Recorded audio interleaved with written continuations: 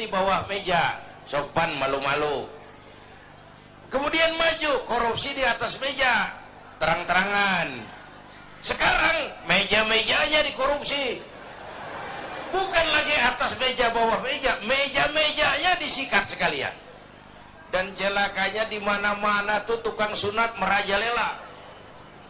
Tukang sunat turun ke bawah sunatin, turun lagi sunatin, turun lagi sunatin, nyampe ke rakyat ujungnya doang dikit banget. Kebanyakan tukang sunat. Yang disuruh ngurus beras, nimbun beras. Yang disuruh ngurus laut, jadi bajak laut. Yang disuruh ngurus hutan, rame-rame jadi orang hutan. Yang disuruh ngurus hukum malah bikin hukum kayak pisau, orang jadi nggak takut, hukum nggak berwibawa. Mestinya kalau kepolisian, kejaksaan, kehakiman bekerja bagus, KPK nggak perlu ada. Ya, itu kan ad hoc. Dibentuk KPK karena kinerjanya nggak memuaskan. Nah, satu saat KPK nggak perlu kalau polisi, jaksa, hakim kerjanya cakep. Ya, ya. Ini kan negeri kita udah kebanyakan tim ini. Muncul masalah, bukan diselesain, bikin tim. Bikin tim, bikin tim. Urusan kagak rapi, tim makin banyak. Bapak Ibu hadirin yang saya hormati, oleh karena itu setiap kita punya tanggung jawab moral, paling tidak mencegah diri kita jangan ikut dalam korupsi pada tingkat kita masing-masing. Itu yang pertama saya kira, jihad menghadapi korupsi. Yang kedua, jihad melaksanakan amar ma'ruf nahi munkar. Ini penting. Sebab kalau yang ma'ruf jalan, yang munkar jalan, yang munkar itu mengundang murka Allah. Kalau murka Allah turun, bencana nggak nimpa yang zalim saja, yang baik-baik kena jatahnya. Saudara makan nangka kena getahnya, itu resiko. Saudara nggak makan nangka kena getahnya, itu sial namanya. Kan nih sekarang nih di masyarakat ada nih orang kalau dibilangin ngomongnya begini, biarin aja, yang mabok gue, yang judi gue, pakai duit gue main di rumah gue, urusan apa sama orang? Yang zina gue, yang bayar pelacur gue, mau enak mau penyakit urusan gue. Lu ngapa jadi repot? Ada tuh orang kalau dibilangin nyautnya begitu. Ada nggak? Yang mana?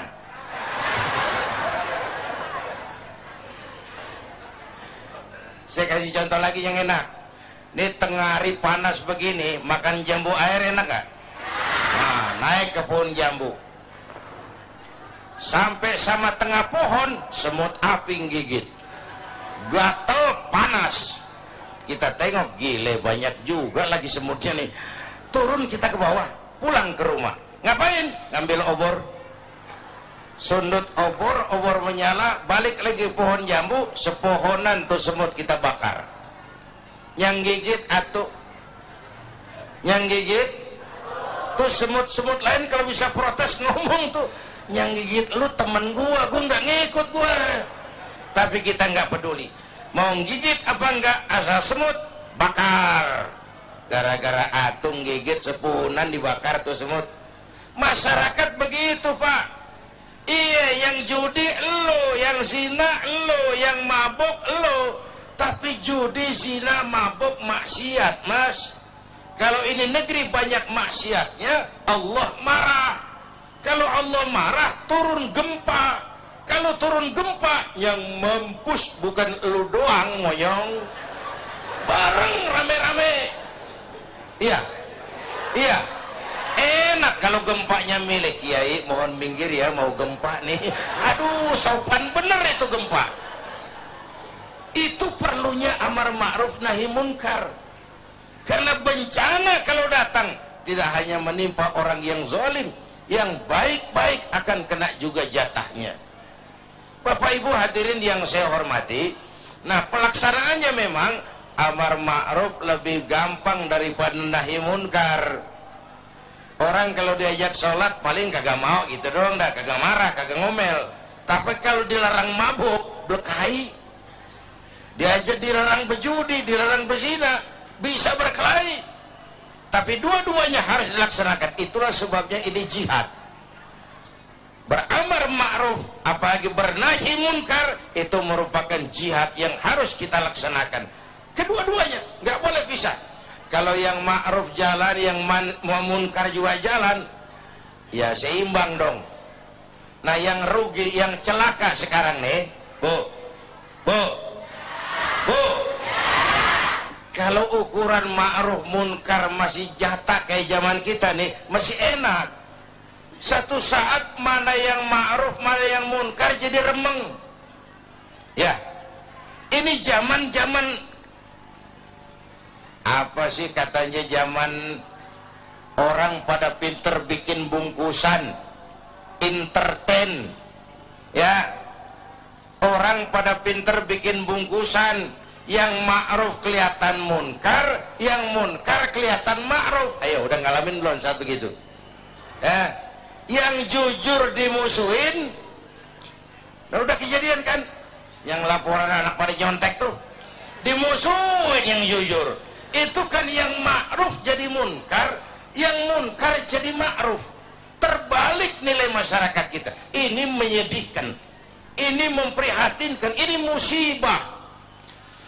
Kalau yang ma'ruf jadi munkar, yang munkar jadi ma'ruf, mau apa lagi kita? Masya Allah. Jangan sampai kita berharap ini Kiai, seperti yang Kiai katakan tadi, jangan sampai azab ini menimpa negara kita. Karena jujur saja bahwa negara kita ini masih terus membutuhkan petunjuk-petunjuk, kemudian jalan-jalan keluar, dan itulah fungsinya dari ulama. Sekali lagi, saling memberikan, mengingatkan kepada Anda. Tentunya para pemimpin, cuman dibutuhkan kejujuran di sini. Apakah kita mau diingatkan dengan agama itu? Nah, pemirsa, kita akan membahas lebih dalam lagi tentang materi kita, menanamkan sifat jihad dalam diri bangsa ini. Tentunya setelah pesan-pesan berikut, tetaplah dalam DMI Indonesiaku.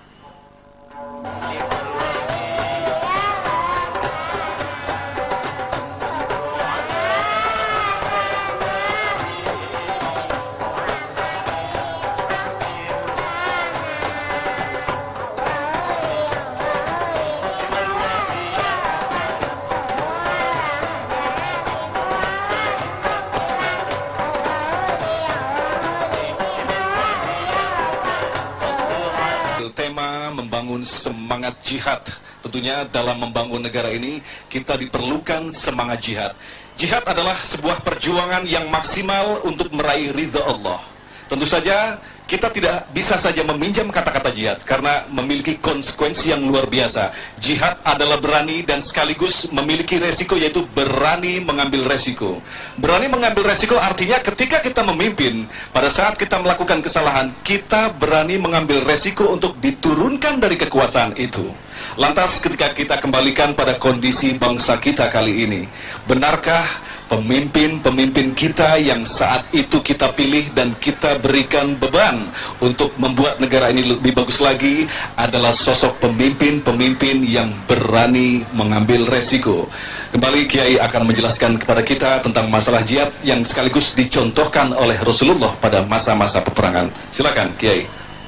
Bapak, Ibu, dan pemirsa TV One, masih pada jihad yang ketiga, yaitu jihad melawan kemiskinan dan kebodohan.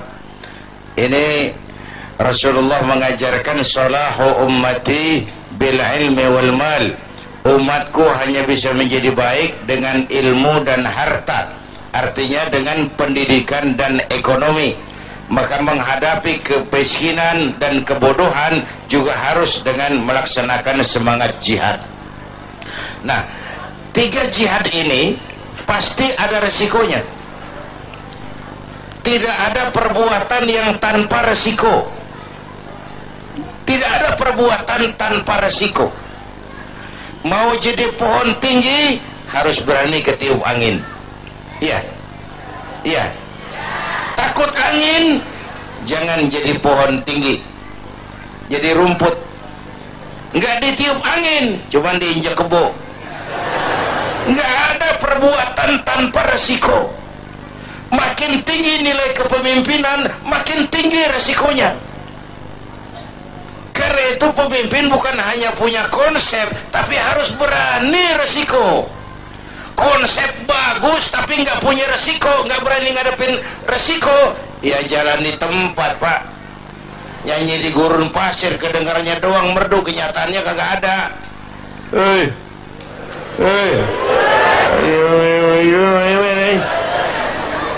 Konsep bagus tapi nggak berani resiko, nyanyi di gurun pasir, merdu tapi nggak ada yang dengerin, nggak ada hasilnya. Kalau ngambil contoh dari baginda Rasulullah Shallallahu Alaihi Wasallam, beliau itu pertama sejak kecil ditempa oleh kesulitan, lahir ke dunia nggak sempat ngeliat bapak, umur 6 tahun ditinggal emak, umur 9 tahun ngangon kambing, remajanya nggak dikolokin. Dari sini lahir jiwa prajurit, tegar, tahan banting, nggak cengeng, berani resiko,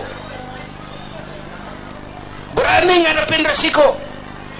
Padahal jihadnya mulai teror mental, gagal, teror mental, teror fisik. Muhammad, jangan macam-macam, kamu mau apa? Kami ngerti Bani Hashim tidak bisnis, mau kaya, ngomong. Mau jabatan tinggi, jadi apa, ngomong. Nggak usah ikut pilkada, ngomong.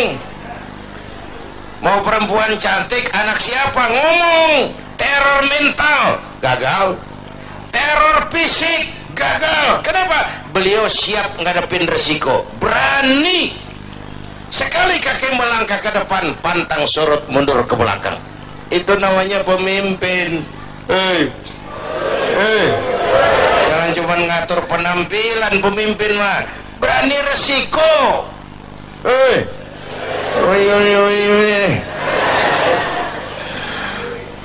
Bapak Ibu hadirin yang saya hormati, yang kedua, Rasulullah tetap memulai jihadnya dengan modal utama akhlakul karimah, memperbaiki akhlak, pakai akhlak, budi pekertinya luhur, dipuji oleh Allah, wa innaka la'ala khuluqin azim. Yang ketiga, beliau pandai menginventarisir potensi. Kalau mau jihad harus ada kebersamaan Pak.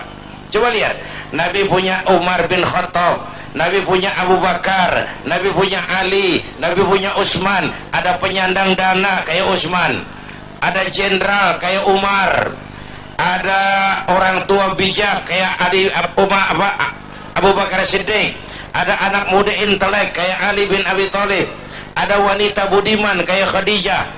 Membangun kebersamaan, karena masalah yang kita hadapi sangat besar, perlu kebersamaan.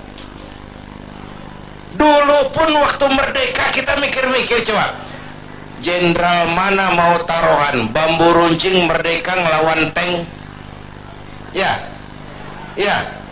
bambu runcing merdeka ngelawan meriam, iya. Kalau meriam Belina, meriam itu monggo juga bisa ngelawan nih.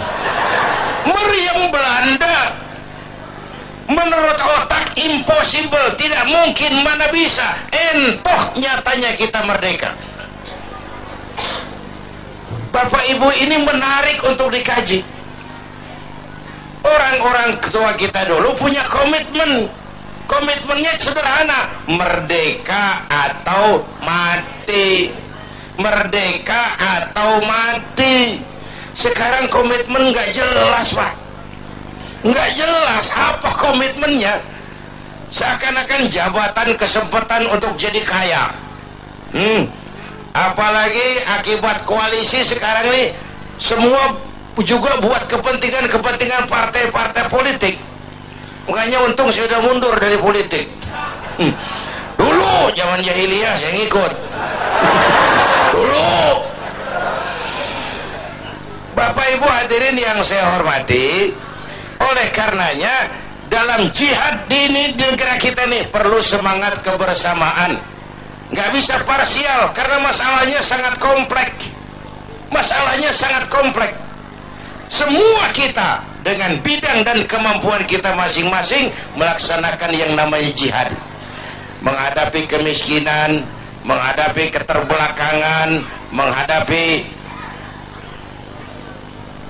kurangnya keadilan, itu kan kita rasakan, itu juga memerlukan jihad. Dan buat kita semua, tentu melaksanakan jihad adalah kewajiban, sesuai, sekali lagi, sesuai dengan bidang dan kemampuan kita masing-masing, gitu. Ya, jadi jelas sudah seperti yang dipaparkan oleh Kiai tadi, bahwa ini bukan masalah pemimpin saja. Kita yang dipimpin juga memiliki tanggung jawab. Seperti yang kita ketahui bahwa orang luar Indonesia mengatakan bahwa Indonesia ini adalah pemeluk agama Islam terbesar di dunia. Ini adalah modal tentu saja bagi kita untuk bisa melakukan perubahan, karena jihad itu sendiri diajarkan oleh Islam. Tapi yang jelas, contoh sudah jelas. Contoh yang diberikan oleh Allah di muka bumi ini adalah manusia pilihan yang bernama Muhammad sallallahu alaihi wasallam. Dialah contoh sejarah yang paling agung. Dialah contoh perilaku yang paling agung. Lantas sekali lagi, jangan mencari contoh yang lain. Muhammad cukup menjadi contoh bagi kita bersama. Tetaplah bersama kami dalam Damai Indonesiaku.